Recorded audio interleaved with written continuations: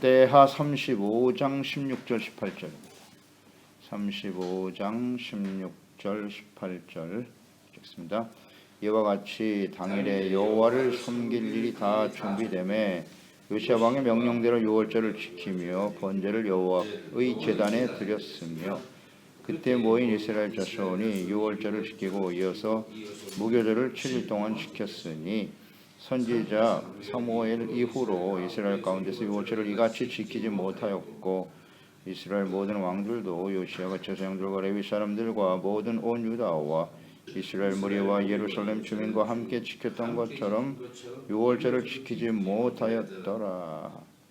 요시야가 왕위에 있은 지 18째 이 유월절을 지켰더라. 9절까지입니다. 하나님을 위하여 살아야 할 사람들입니다. 유월절을 지키는 요시야, 모든 백성들이 유월절에 드릴 제물, 이 제물을 요시야 왕이 솔선수범하여 드렸고 또 방백들과 제사장들도 이어서 헌신했죠. 유월절 제사를 온전히 드릴 수 있었다. 준비를 잘 했습니다. 제물을 준비해서 이제 유월절을 한 주간 동안 지켜야 되는데요. 16절에 모든 준비를 마치고 요시야 왕의 명령대로 유월절을 지키며 번제를 제단에 드렸다. 그러니까 요시야 시대에 율법책이 발견됐고요. 그 기록된 대로 그 말씀 앞에서 그 조상들이 얼마나 심각한 죄를 지었는가를 깨달았죠. 그래서 우상의 제단 산당 다 헐어버리고 유월절을 하나님의 말씀대로 좀 지키고 있는 겁니다. 말씀대로 온전히 지켰다. 그러니까 열왕기하 23장 21절, 왕하 23장 21절에 보면 이렇게 기록하고 있죠. 왕이 뭇 백성에게 명령하여 이르되 이 언약책에 기록된 대로 너희의 하나님 여호와를 위하여 유월절을 지켜라. 이렇게 명령을 내린 거예요. 요시야가. 하나님의 말씀에 언약책, 율법책에 기록된 대로 하나님 여호와를 위하여 유월절을 지켜라. 그러니까 유월절은 누구를 위해서 드리는 것이다? 하나님을 위하여. 절대 잊지 말아야 됩니다. 절대 잊지 말아야 합니다. 그래서 오늘 말씀의 핵심 주제 제목은 우리 하나님의 자녀 백성들은 하나님을 위해서 살아가야 될 사람들이다. 오늘 말씀에 잘 나와 있죠. 유월절은 하나님을 위해서 드리는 것이다. 그러니까 이스라엘 백성들에게 유월절을 명하셨는데요. 명령하셨어요. 반드시 지켜야 된다. 유월절은 이렇게 하나님을 위해서 지켜야 한다는 사실. 그러니까 이스라엘 백성들 자체가 존재 목적 자체가 하나님을 위해서 살아가는 것임을 항상 생각해야 합니다. 하나님을 위해서 드려라. 그럼 우리는 생각해 봐야죠. 하나님을 위하여 드린다는 게 무슨 뜻일까? 이것은 제사도 여기 포함이 되는 것이고 하나님께 나와서 예배를 드리는 것도 마찬가지고 하나님을 위해서 드리는 것이다. 하나님을 위한 것이 뭘까요? 하나님을 위하여 드리는 유월절. 유월절의 의미는 뭐죠? 하나님께서 애굽에서 이스라엘 백성들을 구원하셨다. 그러니까 사망에서 생명으로 옮겨주신 겁니다. 그 하나님의 구원의 은혜를 기억하라는 겁니다. 그러니까 하나님이 어떤 분이신지 또 하나님이 어떤 일을 행하셨는지를 잘 기억하고 그 주님의 은혜에 감사하여 드리는 것. 그게 하나님을 위해서 드리는 거겠죠. 하나님을 알아야 돼요. 기억하고 드리는 것이고.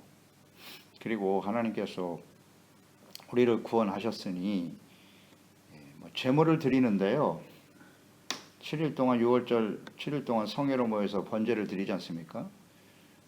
로마서 12장의 말씀처럼 이제 너희의 몸을 하나님이 기뻐하시는 거룩한 산 제사로 드리라고 그랬잖아요. 그러니까 번제라고 하는 것은 우리 자신을 드리는 거예요. 하나님 앞에. 그걸 받으려고 하는 것이 아니라 하나님께 온전히 헌신되어지는 거란 말이에요. 주님을 위해서 우리의 삶을 드린다는 의미가 있어요. 하나님께 드리는 제물은 흠없는 것이 되어야 하잖아요. 그러니까 죄를 버리고 의로운 하나님의 자녀가 되어 주님을 위해서 헌신한다라고 하는 의미겠죠. 그러니까 우리의 삶이 이 제사와 예배를 통해서 죄사함 받고 용서받고 의롭다함을 얻어 주어진 우리의 삶이 거룩한 삶이 되어 하나님의 이름을 거룩히 여기심을 받도록 하는 삶이 되도록, 그래서 하나님의 영광을 나타낼 수 있도록 하기 위해서 유월절과 제사를 드리는 것이다. 매우 중요합니다. 이거 매우 중요합니다. 이것을 분명히 알아야 돼요. 민수기 28장 16절 이하에도 보면 첫째 달 14째 날은 여호와를 위하여 지킬 유월절이다 이렇게 나와 있어요. 유월절은 여호와를 위하여 지키는 절기입니다. 자, 이것이 왜 중요하냐면 여호와를 위하여 드리는 것인지 혹은 자기를 위하여 드리는 것인지 잘 생각해 보세요. 그러니까 여호와를 위하여라고 하는 것은 삶의 목적이라고 적어놓으세요. 삶의 목적이 하나님이냐 자기 자신이냐, 목적 혹은 가치 우선순위를 하나님께 두고 있느냐 나 자신에게 두고 있느냐, 둘 중에 하나예요. 절대 중간은 없어요. 그러니까 우리가 하나님을 알기 전에, 구원받기 전에는 철저하게 자기를 위해서 살았잖아요. 삶의 목적이 자기 자신입니다.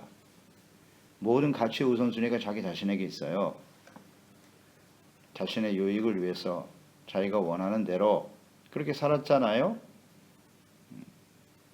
그러니까 하나님을 위해서 사는 삶과 자기를 위하여 사는 삶의 차이, 우리가 잘 아는 바입니다. 자기를 위하여와 관련되어 있는 건 다 우상 숭배입니다.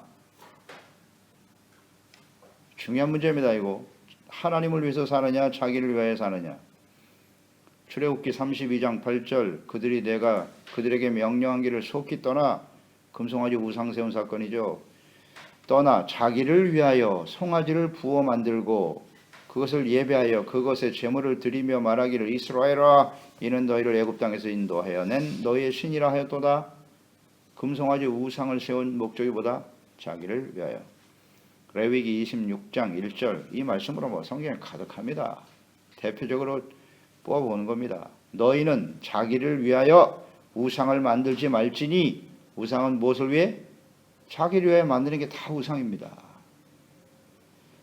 이건 뭐 절대 진리죠. 조각한 것이나 주상을 세우지 말며 너희 땅에 조각한 석상을 세우고 그에게 경배하지 말라. 나는 너희 하나님 여호와임이니라. 신명기 16장 22절 자기를 위하여 주상을 세우지 말라.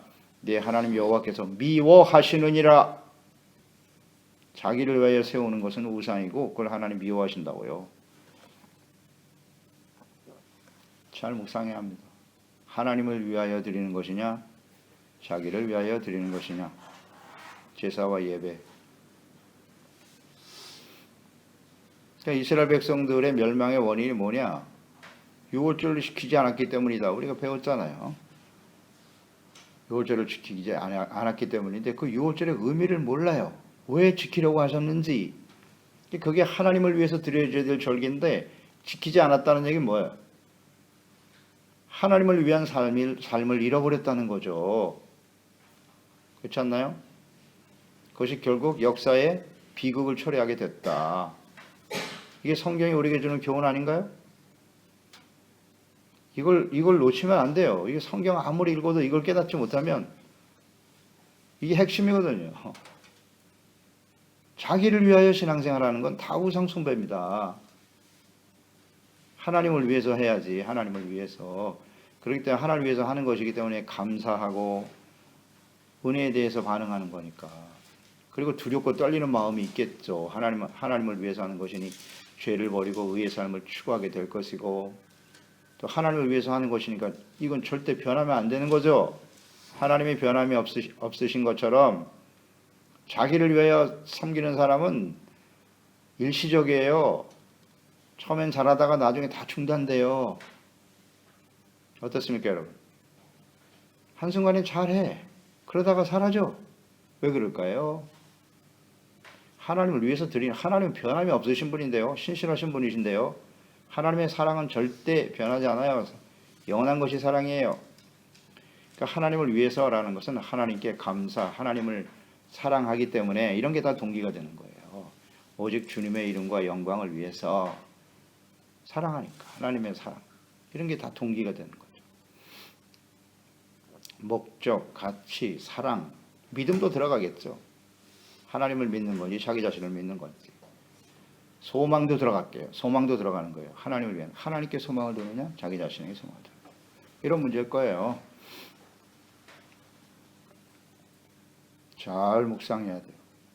자기를 위한 것은 반드시 소망을 이 땅에 두고 살아요. 자기 자신에게 두고 살아요. 내 뜻대로 되면 감사하고 좋아하다가 내 뜻대로 안 되면 실망하고 더 이상 기도 예배 드리지 않아요. 중단된다고. 중단. 다 자기를 위한 거예요. 하나님을 위한 게 왜 끊어집니까? 그럴 수가 없는 거지요. 계속해서 우리는 하나님의 은혜가 필요한 사람들인데 7절에 보면 그때 모인 이스라엘 자손이 유월절을 지키고 이어서 무교절을 7일 동안 지켰다. 무교절이 또 유월절의 중요한 의미예요. 그러니까 유월절 7일 동안에는 누룩이 없는 떡을 먹는 겁니다. 누룩을 넣으면 안 돼요. 출애굽기 12장이죠. 6절로 8절에 유월절 규례를 하나님 처음 정하셨는데 이달 열 나흔 날까지 간직하였다가 해질 때 이스라엘 회중이 그 양을 잡고 그 피를 양을 먹을 집 좌우 문설주와 인방에 발라라. 그 밤에 그 고기를 불에 구워 무교병과 쓴 나물과 아울러 먹되 그랬어요. 무교병을 먹으라 그랬습니다. 그리고 쓴 나물과 함께 먹고 그 다음에 바로 애굽에서 나올 수 있도록 하셨다.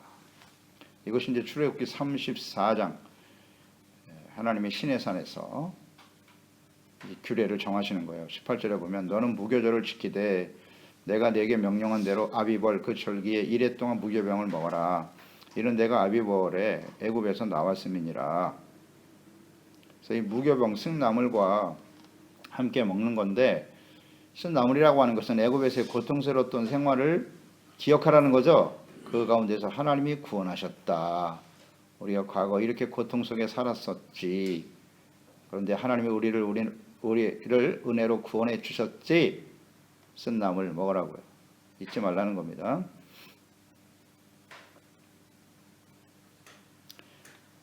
그래서 이 무교병, 누룩이 없는 떡이잖아요.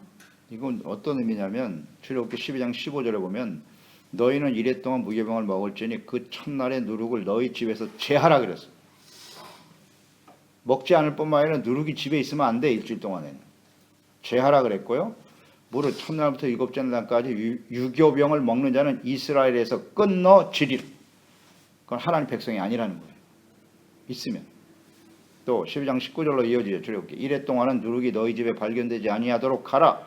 무릇 유교물을 먹는 자는 타국인이든지 본국에서 난 자든지를 막론하고 이스라엘 회중에서 끊어지리라. 아주 엄하시죠?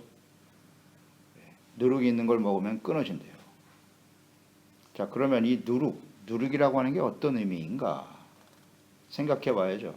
그래서 예수님께서 가르쳐 주신 누룩의 의미, 신약 성경에 잘 나와 있으니까요. 연결해서 묵상해야 되겠죠. 마태복음에 먼저 나와요. 마태복음 16장 6절에 보면 예수께서 이르시되 삼가 바리새인과 사두개인들의 누룩을 주의하라.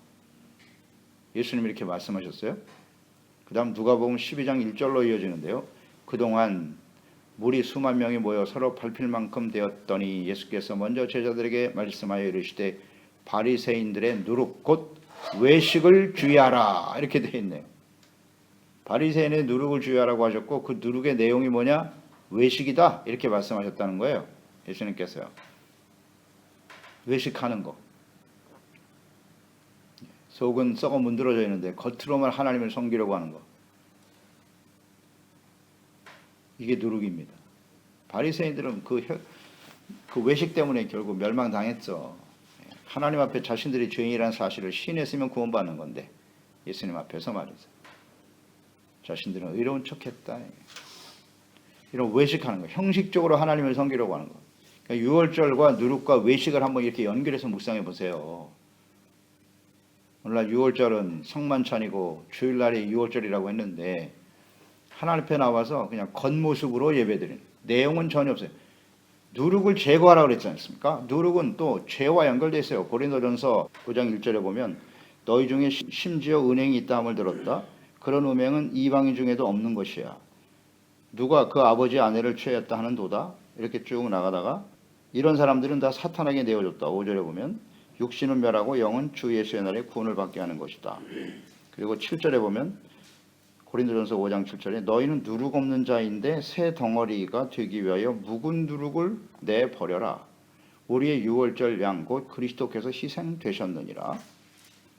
고린도전서 5장 8절에 보면 이러므로 우리가 명절을 지키되 묵은 누룩으로도 말고 악하고 악의 찬 누룩으로도 말고 누룩이 없이 오직 순전함과 진실함의 떡으로 하자 이렇게 되어 있거든요. 그러니까 이 누룩이라고 하는 것이 이 악이라고 나와 있잖아요. 악의. 그러니까 이것을 다 버리고 하나님 앞에 온전한 모습으로 유월절을 지키자는 거예요. 이걸 사도 바울은 정확하게 깨닫고 있네요. 무교병의 의미가 뭐냐? 외식과 악을 버려라. 이것이 온전히 하나님을 위해서 드리는 유월절이다. 그러니까 우리가 주일날 나와서 예배드리고 제사 드릴 때 우리의 모든 죄를 하나님 앞에 버리는 날이 되어야 되는 거예요. 그리고 또 한 주간을 살아가는 거잖아요. 죄를 버리고 의의 삶을 추구하며 살아가는 것. 이것이 무교병을 먹는 의미죠. 유월절을 하나님을 위해서 드리는 그 외식, 형식적으로 드리면 안 되고 악을 버리고 무교병의 의미를 잘 이해하시기 바랍니다.